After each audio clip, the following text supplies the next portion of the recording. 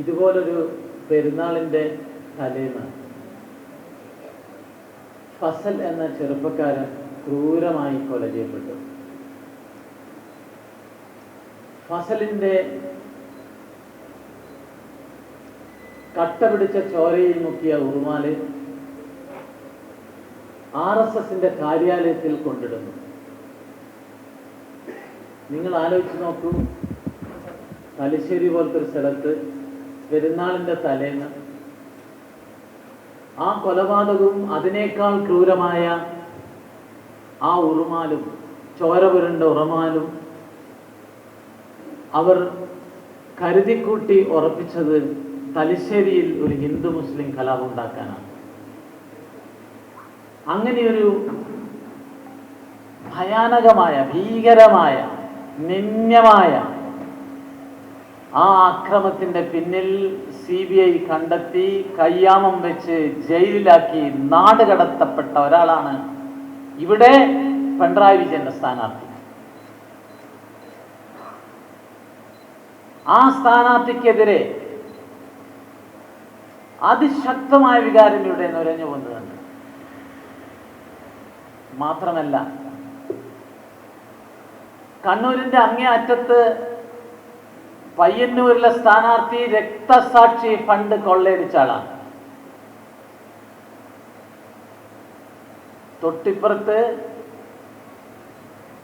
തളിപ്പറമ്പിൽ കോയിന്ന മാഷ കെട്ടിയോള് സ്ഥാനാർത്ഥിയായതോടുകൂടി CPM-നകത്ത് ഒരു ballistic മിസൈലായി TK Govinda മാഷ് എന്ന സീനിയർ നേതാവ് സെക്രട്ടേറിയറ്റ് മെമ്പർ പൊട്ടിത്തെറിച്ചിരിക്കുകയാണ്. കണ്ണൂർ ജില്ലയിൽ പൊതുവെ പിണറായിസത്തിനെതിരായിട്ടുള്ള അതിശക്തമായ ഒരു വികാരം നൊരഞ്ഞ് പൊന്തുന്ന സമയത്താണ് നമ്മുടെ ദിനീഷ് എന്ന മിടുക്കനായിട്ടുള്ള വിദ്യാസമ്പന്നനായിട്ടുള്ള ABVP-യുടെ ദേശീയ നേതാവായിട്ടുള്ള ഒരാളെ നമ്മുടെ നേതൃത്വം ഇവിടെ തങ്കത്താമര അടയാളത്തിൽ സ്ഥാനാർത്ഥിയായി തന്നിട്ടുള്ളത്. കേരളത്തിലെ ജനങ്ങൾ പോളിംഗ് ബൂത്തിലേക്ക് മാർച്ച് ചെയ്യുന്നത് രണ്ട് മന്ത്രങ്ങളുമായിട്ടാണ്. ഒന്ന് വികസനത്തിന്റെ, മറ്റൊന്ന് വിശ്വാസത്തിന്റെ. വിശ്വാസികൾ ആകെ വയലന്റ് ആണ്. ഇവരെ ഏൽപ്പിച്ച ഖജനാവ് മാത്രമല്ല ഇവര് കട്ടുമുടിച്ചത്, ഇവര് നമ്മുടെ അമ്പലങ്ങളിലെ പണ്ണാരും കട്ടുമുടിച്ചിരിക്കുകയാണ്.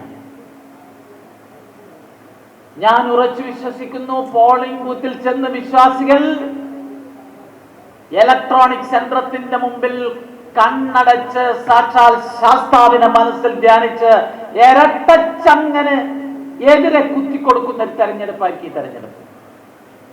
യാതൊരു സംശയമില്ല. വികസന പ്രശ്നം നിങ്ങൾ ചർച്ച ചെയ്യുകയാണെങ്കിൽ പ്രിയപ്പെട്ടവരെ, കേരളത്തിലെ ഏറ്റവും വലിയ ഒരു സാമൂഹ്യ പ്രശ്നം എന്തായിരുന്നു നിങ്ങൾക്കറിയുമോ?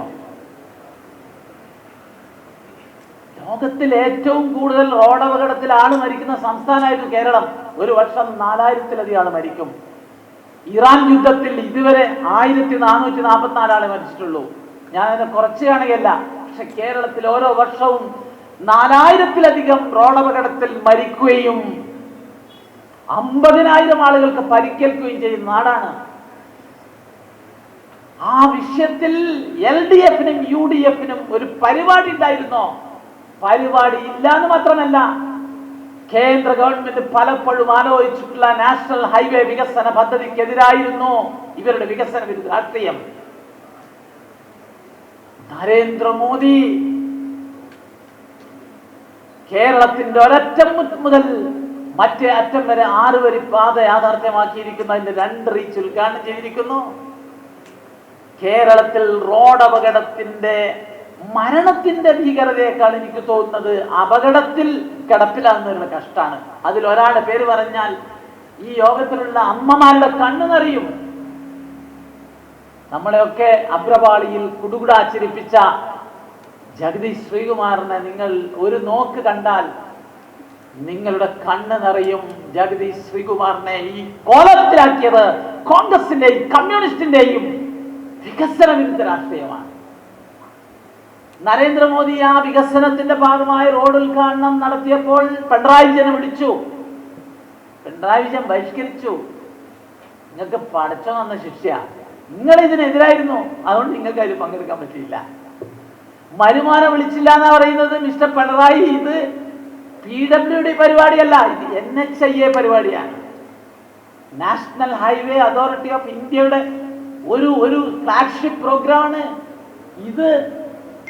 തലപ്പാടി മുതൽ കളിയിക്കാവിള വരെയല്ല, ഇത് കന്യാകുമാരി മുതൽ കാശ്മീർ വരെ രാജ്യം മുഴുവനുള്ള ഒരു മഹാപദ്ധതിയുടെ ഭാഗമാണ്. അതിന്റെ ഒരു കൊച്ചു പതിപ്പാണ് കേരളത്തിൽ. നരേന്ദ്രമോദിയുടെ ഈ വികസന രാഷ്ട്രീയത്തിന് അനുകൂലമാണ് ജനങ്ങൾ. ഇവരുടെ പിണറായി വിജയന്റെ വിശ്വാസവിരുദ്ധ നിലപാടിനെതിരാണ്. മിസ്റ്റർ പിണറായി, ഇപ്പോൾ നിങ്ങൾ പറയുന്നു ഞങ്ങളുടെ നിലപാട് മാറ്റിയത് കേരളത്തിലെ ജനങ്ങൾ വിശ്വസിക്കണമെങ്കിൽ ശബരിമല ആചാര സംരക്ഷണത്തിന്റെ പേരിൽ സമരം നടത്തിയ, നാമജപം മാത്രം നടത്തി സമരം ചെയ്തവർക്കെതിരെ നടത്തിയിട്ടുള്ള കള്ളക്കേസ് പിൻവലിക്കാനും ഈ നാട്ടിലെ വിശ്വാസികളോട് മാപ്പ് പറയാനും പിണറായി വിജയൻ തയ്യാറുണ്ടോ എന്നുള്ള ചോദ്യമാണ് ഞങ്ങൾക്കിവിടെ മുന്നോട്ട് വെക്കാനുള്ളത്. നിങ്ങളുടെ നിലപാട് ആത്മാർത്ഥപരമല്ല. ഈ തെരഞ്ഞെടുപ്പ് പ്രഖ്യാപിച്ചതിന് ശേഷം നമ്മുടെ നാട്ടിൽ പല സർവേ റിപ്പോർട്ടുകളും പുറത്തു വന്നുകൊണ്ടിരിക്കുകയാണ്. പ്രീ എലക്ഷൻ സർവേ റിപ്പോർട്ടുകൾ പുറത്തു വന്നുകൊണ്ടിരിക്കുകയാണ്. അതിൽ ചിലർ പറയുന്നത് എന്താണെന്നറിയോ? സത്യമാണ്. ചില റിപ്പോർട്ടുകൾ പറയുന്നത് ഈ തെരഞ്ഞെടുപ്പിന് ശേഷം കേരളത്തിൽ വരാൻ പോകുന്നത് ഒരു ഹങ് അസംബ്ലി ആയിരിക്കും, ഒരു തൂക്ക് അസംബ്ലി ആയിരിക്കും. ഭൂരിപക്ഷം ഉണ്ടാവില്ല. അതിലൊരു 10-16 സീറ്റ് BJPക്ക് കിട്ടുമെന്നാണ് പറയുന്നത്. കട്ടായം ഈ തെരഞ്ഞെടുപ്പിന് ശേഷം കേരളം ആര് ഭരിക്കണമെന്ന് തീരുമാനിക്കുന്നത് ഭാരതീയ ജനതാ പാർട്ടി ആയിരിക്കും എന്ന സംശയമില്ല. പിന്നെ ദിനേശിനെ നിങ്ങളോട് ജയിപ്പിക്കണം. ഇവിടെയും നമുക്ക് നല്ല വോട്ടുണ്ട്, 10-30,000 വോട്ടുണ്ട്. ഒത്തുപിടിച്ച് നമുക്ക് രക്ഷപ്പെടാൻ സാധിക്കും, യാതൊരു സംശയമില്ല. ഇന്ദിരാഗാന്ധി തോറ്റ നാടാണ് ഈ നാട്. അതാണ് ജനാധിപത്യത്തിന്റെ ശക്തി. അതുകൊണ്ട് പിണറായി വിജയനെയും ജനങ്ങൾക്ക് തോൽപ്പിക്കാൻ സാധിക്കും. അത്രമാത്രം ജനങ്ങൾക്ക് ഇവരോട് വെറുപ്പാണ്, ജനങ്ങൾക്ക് ഇവരോട് മടുപ്പാണ്. സ്വാഭാവികമായും ഇവിടുത്തെ ഭരണത്തോടുള്ള പ്രതിഷേധം അത് പ്രതിപക്ഷത്തെ അനുകൂലമായിട്ട് സാധാരണ വരും. പക്ഷേ ഇപ്പോൾ UDFന്റെ സ്ഥിതി കാണുമ്പോൾ, പ്രത്യേകിച്ച് കോൺഗ്രസിന്റെ സ്ഥിതി കാണുമ്പോൾ ആരെങ്കിലും അങ്ങനെ ചിന്തിക്കുമെന്ന് എനിക്ക് തോന്നുന്നില്ല. ഏറ്റവും അവസാനം K. സുധാകരൻ കലാപം നടത്തിയിട്ട് ഇപ്പോ മുട്ടുമടക്കി പഞ്ചപുച്ഛമടക്കി കോൺഗ്രസിന്റെ കൂടെ നിൽക്കുമെന്നാണ് സുധാകരൻ പറയുന്നത്. എന്താണ് നിങ്ങൾ നോക്കി, ഇവർക്ക് നമ്മുടെ നിർഭാഗ്യത്തിന് ഇവർക്ക് വീണ്ടും ഭരണം കിട്ടിയാൽ എന്തായിരിക്കും സ്ഥിതി? 5 മുഖ്യമന്ത്രിമാരാ കുപ്പായിട്ടുള്ളത്. മുഖ്യമന്ത്രിയുടെ കുപ്പായം തിന്നുന്ന കടയിൽ പുതിയ കുപ്പായില്ല, കുപ്പായം തീർന്നുപോയി. AC, VD, RC, KM, KS. ഭാഗ്യത്തിന് KS പുറത്തായതോടുകൂടി 4 പേർ മുഖ്യമന്ത്രിക്ക് വേണ്ടി കടിപിടി കൂടുന്നു. ഇവരുടെ അധികാരത്തിന്റെ ആർത്തി നിറഞ്ഞ ഏറ്റവും ജുഗുപ്സാവഹമായ അധികാര പടംവലി കാണുമ്പോൾ തീർച്ചയായും കേരളത്തിലെ ജനങ്ങൾ തുടക്കത്തിൽ തന്നെ UDFനോട് വേർതിരിക്കുകയാണ്. UDFനോടുള്ള ശക്തമായ പ്രതിഷേധാമർഷവും ജനാധിപത്യ വിശ്വാസികൾ കണ്ടുവരികയാണ്. നിങ്ങൾ കേരളം രക്ഷപ്പെടണമെങ്കിൽ കേരളത്തിലെ പുതിയ തലമുറ ആഗ്രഹിക്കുന്നത് ഒരു പുതിയ രാഷ്ട്രീയം ഇവിടെ വരണം. നരേന്ദ്രമോദിയുടെ വികസന രാഷ്ട്രീയം, ആ വികസന രാഷ്ട്രീയത്തിന് മാത്രമേ നമ്മുടെ കേരളത്തെ രക്ഷിക്കാൻ സാധിക്കുകയുള്ളൂ. നരേന്ദ്രമോദിയുടെ രാഷ്ട്രീയം അതിശക്തമായി കേരളത്തെ സ്വാധീനിക്കുന്നു എന്ന് കാണുന്നു. 2024 തൃശ്ശൂരിൽ നമ്മുടെ സുരേഷ് ഗോപി MP ആവുന്നു. 25 നമ്മുടെ VV രാജേഷ് തിരുവനന്തപുരത്ത് മേയറാവുന്നു. 26 ഇവിടെ നരേന്ദ്രമോദിയുടെ CM ഉണ്ടാകുമോ എന്നുള്ള ഭയം കൊണ്ട്, ബേജാറ് കൊണ്ട് LDFും UDFും ഈ നാട്ടിലെ ഏറ്റവും രാഷ്ട്രവിരുദ്ധന്മാരായിട്ടുള്ള ജിഹാദികളുമായി അഭിശപ്ത കൂട്ടുകെട്ടുണ്ടാക്കിയിരിക്കുകയാണ്. ജമാഅത്തെ ഇസ്ലാമിയെ VD സതീശൻ ന്യായീകരിക്കുകയാണ്. അവര് നിലപാട് മാറ്റി എന്നാ പറയുന്നത്. മിസ്റ്റർ വി ഡി സതീശൻ ജമാഅത്തെ ഇസ്ലാമിയുടെ വിദ്യാർത്ഥി സംഘടന കേരളത്തിന്റെ ചുമരുകളിൽ എഴുതി വെച്ച ഒരു മുദ്രാവാക്യമുണ്ട്, ഇന്ത്യയുടെ മോചനം ഇസ്ലാമിലൂടെ. ആ ചുമരെഴുത്തുകൾ ഇപ്പോഴും തലശ്ശേരിയിലെ പഴയ ബിൽഡിങ്ങുകളിൽ നിന്നും മാഞ്ഞു പോയിട്ടില്ല. വി ഡി സതീശൻ ന്യായീകരിക്കാണ് ജമാഅത്തെ ഇസ്ലാമിയുമായിട്ട്, PFIയുമായിട്ട്, പോപ്പുലർ ഫ്രണ്ടുമായിട്ട്, സുഡാപ്പികളുമായിട്ട് ഇവർക്ക് അവിഹിതം എന്താണ്? ഒരുപക്ഷെ കേരള രാഷ്ട്രീയത്തിൽ ഈ ജമാഅത്തെ ഇസ്ലാമിയുടെ ഇസ്ലാമിക് സ്റ്റേറ്റ് എന്ന് പറയുന്ന തീവ്ര രാഷ്ട്രീയത്തെ പ്രായോഗിക രാഷ്ട്രീയമാക്കി മാറ്റിയത് അബ്ദുൽ നാസർ മദനിയാണ്, അവരുടെ PDP ആണ്. അവരുമായിട്ട് ഗോവിന്ദ മാഷും പിണറായി വിജയനും സഖ്യത്തിലാണ്. ഇവരുടെ ഈ തീവ്രവാദ രാഷ്ട്രീയത്തിനെതിരെ, ഇവരുടെ ഭയാനകമായ ഈ തീവ്ര രാഷ്ട്രീയത്തിനെതിരായിട്ടുള്ള വലിയ വികാരം കേരളത്തിലെ മതേതര ബോധമുള്ള ആളുകൾ മനസ്സിലുണ്ട്. നിങ്ങൾ നോക്ക്, യഥാർത്ഥത്തിൽ മധ്യേഷ്യയിലെ ഇറാനിലെ ഈ സംഘർഷത്തിന്റെ അടിസ്ഥാന കാരണം നിങ്ങൾ അറിയുമോ? ഇവരെല്ലാം പറയുന്ന അമേരിക്കൻ ഉത്തരവാദി. സത്യത്തിലല്ല, സുന്നി ഷിയ തർക്കങ്ങളാണ്. സുന്നി ഷിയ തർക്കങ്ങളുടെ ഫലമായിട്ട് ഒരുപക്ഷെ പ്രവാചകന് ശേഷമുള്ള എല്ലാ ഖലീഫുമാരെയും കുത്തിക്കൊല്ലുകയായിരുന്നു. ഉമറിനെ മദീന പള്ളിയിൽ നിസ്കരിക്കുമ്പോൾ പിറകിൽ നിന്ന് കുത്തിക്കൊന്നു. അബൂബക്കറിനെ വിഷം കൊടുത്തു കൊന്നാണ് പറയപ്പെടുന്നത്. അതിനുശേഷം ഉസ്മാനെയും കൊന്നു. അലി പേടിച്ചിട്ട് ഷിയാക്കളുടെ നേതാക്കൾ എന്ന് പറയുന്ന അലി വലിയുള്ള എന്ന് പറയുന്ന ഖലീഫ സൗദി അറേബ്യയിൽ നിന്ന് അദ്ദേഹം ഇറാഖിൽ പലായനം ചെയ്തു അഭയം നേടി. അവിടെ വെച്ചും അദ്ദേഹത്തെ കുത്തിക്കൊന്നു. അന്ന് മുതലാണ് സുന്നികളും ഷിയാക്കളും തമ്മിലുള്ള തർക്കം ആരംഭിക്കുന്നത്. ആ തർക്കത്തിന്റെ വിവിധ രൂപങ്ങളാണ് യഥാർത്ഥത്തിൽ ഈ മധ്യേഷ്യൻ രാജ്യങ്ങളൊക്കെ കാണുന്നത്. ഇപ്പോ ഖത്തറിലും സൗദിയിലും അതുപോലെ തന്നെ UAE-യിലും അമേരിക്കൻ താവളങ്ങൾ ഉണ്ടാക്കിയത് എന്തിനാണെന്ന് ചോദിക്കുന്നവരോട് പറയട്ടെ, 79-ന് ശേഷം ഖൊമൈനി അധികാരത്തിൽ വന്നപ്പോൾ ഖൊമൈനി തന്റെ ഷിയായിസം ഗൾഫ് നാടുകളിലൊക്കെ വ്യാപിപ്പിക്കാൻ തീരുമാനിച്ചു. പരിശുദ്ധ മക്ക ആക്രമിച്ചു. അതിനുശേഷമാണ് അവർക്ക് പട്ടാളവും സൈന്യം ഇല്ലാത്തത് കൊണ്ട് അവര് ലോകത്തിലെ ഏറ്റവും വലിയ സൈനിക ശക്തിയുടെ താവളങ്ങളാക്കി ഈ ഗൾഫ് ഏഷ്യൻ രാജ്യങ്ങളൊക്കെ മാറിയത്. സത്യത്തിൽ ഇവരുടെ തർക്കത്തിന്റെ അടിസ്ഥാന കാരണം എന്ന് പറയുന്ന ഇവർക്കകത്തുള്ള ഈ മതത്തെ ഉപയോഗിച്ചുകൊണ്ട് അധികാരം പിടിച്ചെടുക്കാനുള്ള ഏറ്റവും പൊളിറ്റിക്കൽ ഇസ്ലാമിന്റെ ചില അന്തർധാരകളാണ്, പ്രശ്നങ്ങളാണ് ഈ സംഘർഷത്തിന്റെ അടിക്കല്ല് എന്ന് കൂടി മനസ്സിലാക്കണം.